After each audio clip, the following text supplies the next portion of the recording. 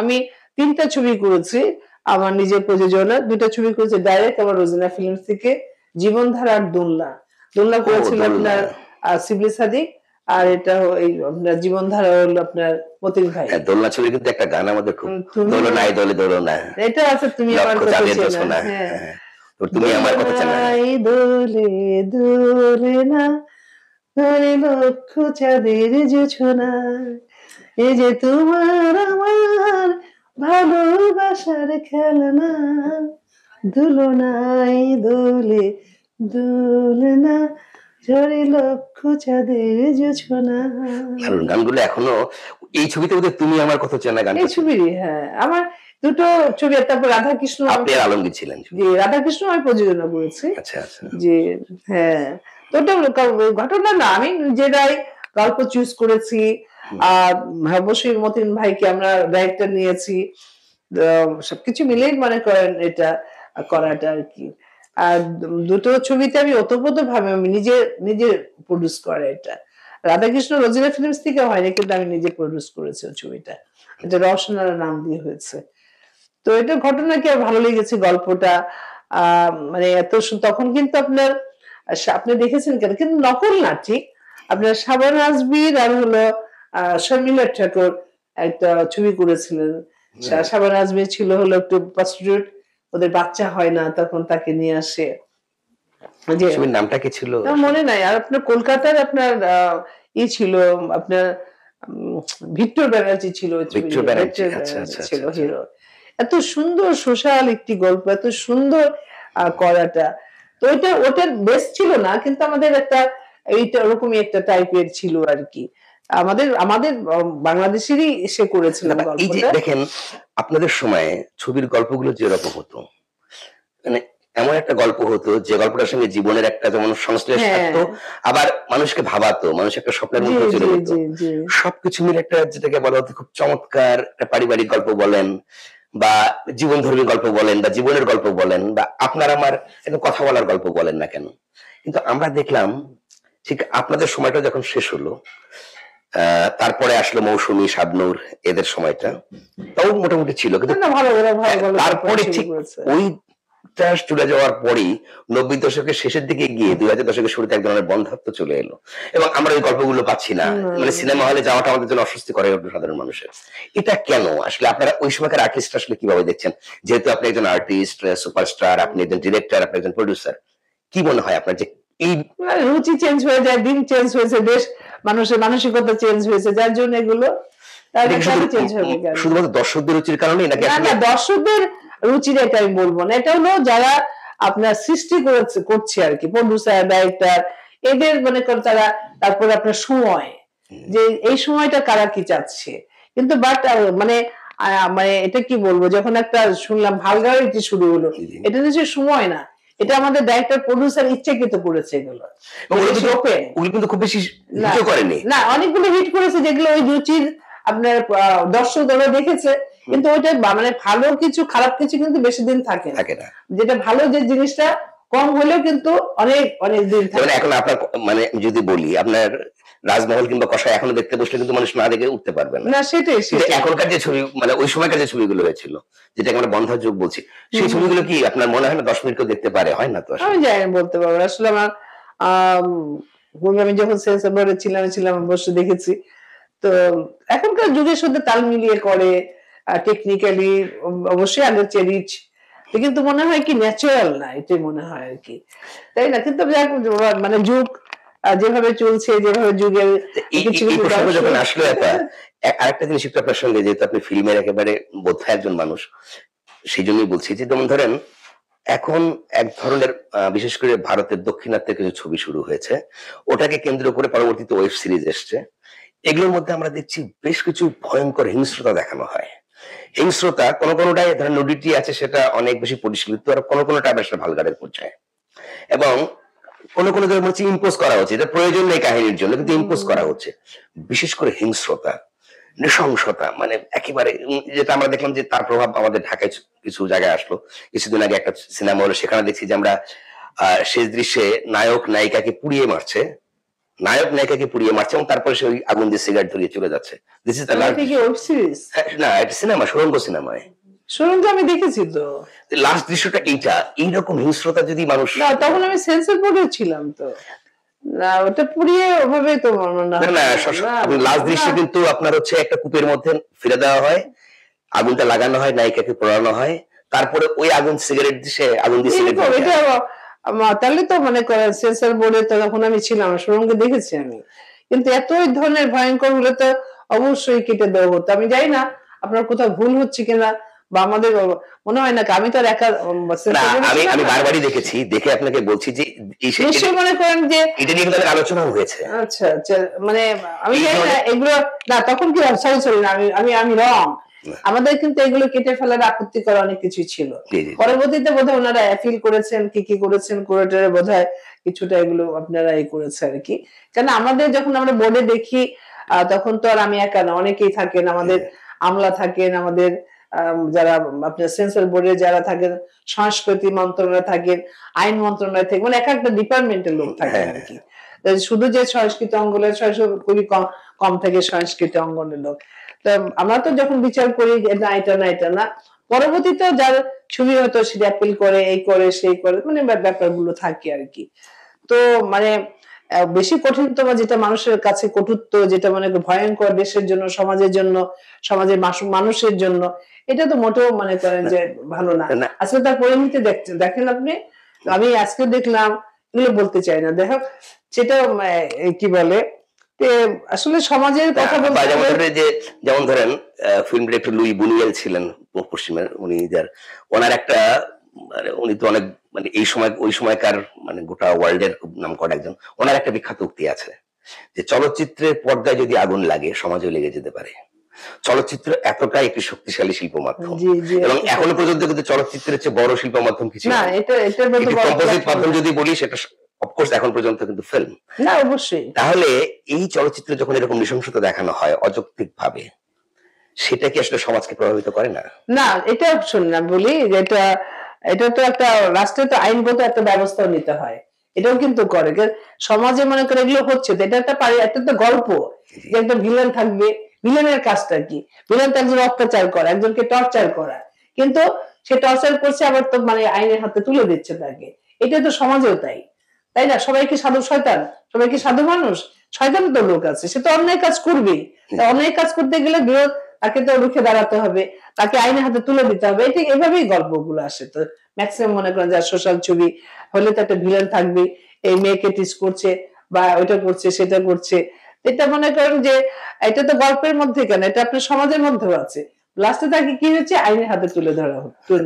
আমরা এখন যেটা দেখছি আপা, আগে আমরা দেখতাম ভিলেনরা নৃশংস হয়, এখন নায়ককে নৃশংস দেখানো হচ্ছে, যে নৃশংসতা আরেকজনকে মনে করছে যে এটাই আসলে হিরোইজম। এই যে নায়ক আপনার এইভাবে সিগারেট মানে নৃশংসতা করছে, আগুন জ্বালিয়ে দিচ্ছে, কোন নায়ক দেখা যাচ্ছে গলা টিপে চেপে, যেমন আমরা কিছুদিন আগে একটা সিনেমা দেখেছি, যে ওই ফিল্মের যে নায়ক, হ্যাঁ, যে সম্ভবত তুফান নামটা ছিল নায়ক, সে হচ্ছে আপনার বাবার লাশ গলাটা কেটে মাথাটা তুলে নিয়ে চলে যাচ্ছে। তুফান ছবি, তুফানটা কার? এটা এরকম একটা দৃশ্য আছে। কিন্তু আমার কথা হচ্ছে যে এইরকম দৃশ্যগুলো যখন সিনেমাতে আসছে, যে সন্তান বাবাকে হত্যা করছে, সেই ভয়ঙ্কর দৃশ্যটা আমাদের সামনে দেখানো হচ্ছে, এই দৃশ্যগুলো আসলে কতটা, আমার মনে হয়, আমি জানি না আসলে, এটা তো অবশ্যই অন্যায়, যেটা যে সমাজের জন্য যে ভালো একটা গুড মেসেজ থাকতে হবে চলচ্চিত্রে, যেটি একটু আগে বললেন, আমিও বলছি, সবাই বলবে যে চলচ্চিত্রের মতো বোধহয় এত বড় প্ল্যাটফর্ম বোধহয় সংস্কৃতির নাই, যে চলচ্চিত্র থেকে কিন্তু আপনি সমাজটাকে ভালো করতে পারেন, সমাজের মানুষকে ভালো করতে পারেন, আবার ওইখান থেকে কিন্তু সাংঘাতিক খারাপ বীজও মানে ছড়িয়ে দিতে পারেন। এটা এমন একটা প্ল্যাটফর্ম, বিনোদন আছে, সবকিছু মিলেই কিন্তু এটা। তো সেখানে মনে করেন যদি এই ধরনের, আমি তো মনে হয়, আমি জানি না, আপনি দেখে বলছেন যে বাবা ছেলের গলা কেটে মানে চলে যাচ্ছে, হয়তো আমি এটা ভিউয়ার যারা করে, এটা কিন্তু এখন কিন্তু একটা নতুন ট্রেন্ড শুরু হয়েছে, যে আসলে নায়কদের হিংস্রতা দেখানো হয়। এটা মালায়ালাম ছবি থেকে শুরু হয়েছে, যার প্রভাব আমাদের এখানে চলে এসেছে দক্ষিণাত্য সিনেমা থেকে। আমরা জানতাম যে ভিলেনরা আসলে নৃশংস হয়, এখন দেখি নায়করাও হয়, মানে এই বিবর্তনটা আসলে, এটা আমি জানি না আসলে এই মুহূর্তে আমি আপনাকে এই বর্ণনা দেখেন, আমি যেটা দেখিনি সেটাকে নিয়ে আমি বর্ণনা করাটা আমি মনে করি যে উচিত হবে না আর কি। আর মনে করে এটা অবশ্যই একটা সিনেমার গল্প, সেখানে বিনোদন থাকতে হবে, সমাজের কথা থাকতে হবে, সমাজের মানুষের কথা থাকতে হবে, আবার বিনোদনও থাকতে হবে। কারণ আমি কোটি কোটি টাকা দিয়ে একটা ছবি বানাচ্ছি, বিনোদন কি? আপনি কি গান গান না?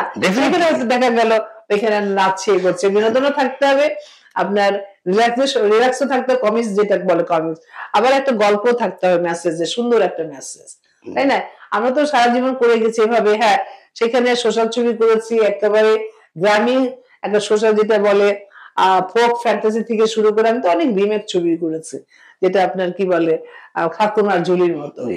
হ্যাঁ, এখন মনে করেন যে মানে দিন বদলেছে, মানসিকতা বদলেছে, সবকিছুতে এলোমেলো মানে মনে হয় আমার কাছে। সেক্ষেত্রে আপনার এই যে ববিতা, কবরী, শাবানা, রোজিনা যুগের যে সিনেমা এবং ওই সময়কার যে অবস্থান এবং আজকে যে বাংলাদেশের অবস্থান, আপনি একটু আগে বলছিলেন সেই সময়কার এফডিসি আর আজকের এফডিসি, মানে কতটুকু পার্থক্য মনে করছেন আসলে? না না, কি বলেন, এখন কি এফডিসি তে ওই দিনও গিয়েছিলাম আমাদের আর্টিস্ট অ্যাসোসিয়েশনে, আরেকদিনে গিয়েছিলাম এটিএন বাংলার একটা, তাদের স্টুডিও আছে, কাজ একটা প্রোগ্রাম আছে, মানে গেলে মনে হয় কি যেন বুকটা ধপ করে ওঠে, একদম হাহাকার করে কেঁদে ওঠে। কারণ একটা সময় এই এফডিসি কিন্তু আমার বাড়ি ছিল, ঘর ছিল, সকাল 6টায় আসতাম, রাত্রে 1টা 2টা 3টা, কোনো সময় সারা রাতও কাজ করেছে এখানটায়।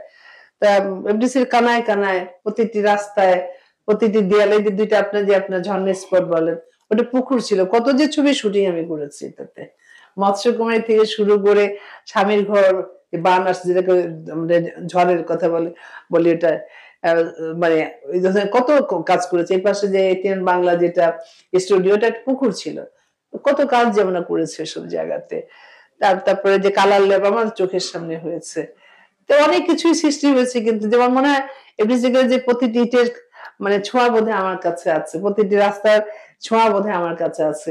এখন যখন এই অবস্থা দেখি, পাতা পড়ে আছে, মানুষ নাই, জন নাই, মানে কেমন যেন একটা, আমি একটু হয়ে যাই, মানে কি বলে, ভাবুক হয়ে যায় তখন, নস্টালজিয়া চলে আসছে সত্যি। কারণ হলো কি, এফডিসি থেকে কিন্তু এই এফডিসি যদি না হতো, এই স্টুডিও যদি না হতো, তাই মনে করি বাংলা চলচ্চিত্র হতো না। আর বাংলা চলচ্চিত্র না হলে বোধহয় আমি রোজিনা হতে পারতাম না। তখন এই জিনিসগুলো আমার মধ্যে আসে। তাই ভাবি যে এই এফডিসি তে কানায় কানায় শুটিং হয়েছে, প্রতিটি ফ্লোরে ফ্লোরে শুটিং হয়েছে, আজকে কি হাহাকার, মানে ময়লা, পাতা পড়ছে, কারা ঘুরছে, কি হচ্ছে, মানে একটু ওখানে মানে ভাবায় আর কি।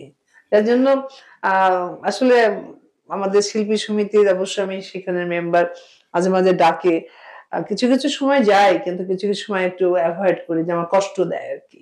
আপনার কি মনে হয় যে মুম্বাই ফিল্ম সিটি যেরকম আছে, এই সময় আসলে আউটডোরে অনেক বেশি শুটিং হয়, এটা সত্য, কিন্তু একটু স্টুডিও লাগে। যেমন মুম্বাই ফিল্ম সিটি আমি নিজেও গিয়েছিলাম, সেখানে কিন্তু একটা কমপ্লিট, মানে সেখানে লেক আছে বড়, সেখানে হচ্ছে আপনার ঘন জঙ্গল আছে, পাহাড় আছে, যা কিছু আপনি চান না কেন, যে কোনো ধরনের ইফেক্ট আপনি আনতে চান না কেন, ন্যাচারালি আনতে পারছেন। বাংলাদেশে এরকম একটা স্টুডিও কি হওয়া দরকার এখন? না করেছে তো, আপনারা জানেন না তো, আপনার জয়দেবপুর না কোথায় যেন, আপনি কত কত একরের উপর প্রাইভেট স্টুডিও হয়েছে। না প্রাইভেট, গভর্নমেন্টের, প্রাইভেট না তো। আপনার যেমন ফিল্ম সিটি তো কোনো প্রাইভেট না তো, গভর্নমেন্টের। আমাদের গভর্নমেন্ট অনেক আগের কথা বলছি। এটা আপনার জয়দেবপুর ছেড়ে যেন কোথায়, আসলে আমার যাওয়া হয় নাই, মানে কত একরের উপরে তো আপনার স্টুডিও করেছে এফডিসি, এই যে আপনার করেছে তো। এটা তো এই আমাদের যে এফডিসি তো হতো, এটা তো একদম প্রাথমিক প্রথম এটা তৈরি করা, তাই না? আর ওইখানে কিন্তু করেছে, ওইটা কেউ যায় না, অনেক দূরে, আমি শুনেছি যতটা। এটা কিন্তু আসলে প্রচারিত না, আমাদের কাছে খুব একটা খবর নেই যে এখানে বড় স্টুডিও আছে। না আপনি খবর নিয়ে দেখবেন, আপনি তথ্য মন্ত্রণালয়ে আপনি যাবেন, দেখবেন যে বলবে, অবশ্যই তাদের তো জানা, তারাই তো মনে করে এগুলোর সবকিছু জানে আর কি। আপনি কোন স্টুডিওতে কখনো শুট করেছেন বা ওই স্টুডিওতে কখনো? না আমি কখনো, আমার যাওয়া হয়নি, না যাওয়া হয়নি। তবে আপনার শুনেছি, বা মানে অফিসিয়ালি শুনেছি, হয়েছে, ডেভেলপ হয়েছে অনেক কিছু, অনেক বড় এরিয়া নিয়ে। এখন আমাদের অনেকে যায় না এখানটা, বোধহয় দূরে হবে মনে হয় আর কি। কিন্তু আমরা যদি দেখি যে শুটিং গুলো হয় আশেপাশে বিভিন্ন রিসোর্টে, বিভিন্ন জায়গায় হচ্ছে, এরকম একটা স্টুডিও থাকলে তো এখানেই ম্যাক্সিমাম শুটিং হওয়ার কথা। এটা যায় না কেন? এখন তো মনে করেন যারা ছবি বানাচ্ছে কিছু কিছু, এখন তো অ্যাডই বেশি হচ্ছে, হয়তো যে একজন যারা বানাচ্ছে, এখন বাসা বাড়িতে, এখন তো তার সেটও হয় না, হয়তো কোথাও চলে গেল, এখানে আছে না, ঢাকার বাইরে বা দেশের বাইরে, এগুলোতে ম্যাক্সিমাম করছে তো। আসলে আপনার মানে এই বাংলা চলচ্চিত্রের আপনাদের যে পরবর্তী বা এখন থেকে যে সামনে যে পথ হুম। চলা, সেখানে আপনি কতটা সম্ভাবনা দেখতে পাচ্ছেন? সম্ভাবনাই আর সম্ভাবনা। আপনি কতটা দেখতে পাচ্ছেন, আমি ততটাই দেখতে পাচ্ছি। না, কিন্তু আপনার দেখাটা আর আমার না, দেখাটা তো না, না, পার্থক্য আমি আছে। কেন? আমি এখন চলচ্চিত্র করি না। অবশ্যই চলচ্চিত্রের মানুষ, এটা কখনোই ভুলব না আমি। এখন যেগুলো সিচুয়েশন, এখন মনে করেন যে আগে ছিল শুধু বিটিভি, তারপর হলো প্রাইভেট চ্যানেল। এখন দেখেন অনলাইন, যে আপনারা কিন্তু অনলাইনে কতগুলো মনে করেন ক্যামেরা নিয়ে আমাকে ইন্টারভিউ নিচ্ছেন। জি, জি। এখন তো ওই জামানা নাই যে বাড়ি, বাড়ি পত্রিকা দিচ্ছে, বসে, বসে আপনার ওয়াশরুমে ওখানে গাড়িতে বসে পড়ছে। এখন মোবাইলের মধ্যে আপনার কি বলে ফোনের মধ্যে এভরিথিং সারা ওয়ার্ল্ড দেখতে পাচ্ছেন। এখন মনে করেন যে ওই চর্চা যদি করি তাহলে আমি ভাই আমি এর মধ্যে আমি করতে পারবো না, অতটা জ্ঞান আমার না বাবা, বুঝলেন? এখন আমি জ্ঞানী গুণী কিন্তু ভরপুর এই মনে করেন চলচ্চিত্রে বলেন, আপনার কি বলে সংস্কৃতি অঙ্গনে বলেন, বাইরের জগতের বলেন, জ্ঞানে গুণে ভর্তি। এখন আর মানুষের ওইটা নাই, মানে এখন জেনে শুনে আসছে। আপনি ছোট, এটাও সত্যি কথা, ছোট বাচ্চা মানে করেন যে গুড়গুড় করে হাঁটে, মানে সেও কিন্তু মোবাইল ছাড়া কিন্তু মানে খায় না, দিতে হয় তাকে কার্টুন দিতে হবে। এখন মনে করে অনেক কিছু মনে করেন যে মায়ের পেটে থেকেই শিখে আসে এরা, মায়ের পেটে থেকে জ্ঞান নিয়ে আসে এরা।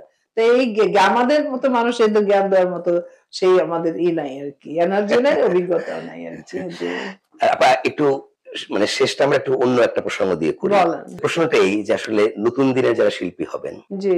নতুন দিনে যারা পরিচালক হবেন, নতুন যারা চলচ্চিত্রে আসবেন, তাদের উদ্দেশ্যে আসলে একজন কিংবদন্তি রোজিনার হুম। বক্তব্য কি হবে? ওনাদের আমাকে বলতে হবে না, ওনারা শিখে জেনে জেনেই আসে এখানে। ওনাদেরকে বলা মানে, ওনাদের সম্বন্ধে কিছু বলা মানে বোকামি। আমরাই ওনাদের কাছে শিখতে হবে। বুঝতে পেরেছেন? তা আমার ওনাদের সম্বন্ধে কিছু বলার নাই। হ্যাঁ, আমরা এখন শেষ করছি। এই শেষের পর্যায়ে এসে আসলে আপনার কাছ থেকে একটু আমরা জানতে চাই যে আসলে আপনার শেষ বক্তব্যটি কি হবে? ভিউজ বাংলাদেশের প্রতি রইল আমার অনেক, অনেক শুভেচ্ছা। আপনারা ভালো, ভালো নিউজ করবেন, সংস্কৃতি নিয়ে কথা বলবেন, দেশের কথা বলবেন, দেশের জনগণের কথা বলবেন। আপনার এই অনলাইনে যেটা পত্রিকা পড়ে, দেখে যেন আপনাদের আরো ভক্ত হয় আরকি। আপনারা আরো উন্নতি করেন, ভালো, ভালো করেন, এটা আমি আশা করি।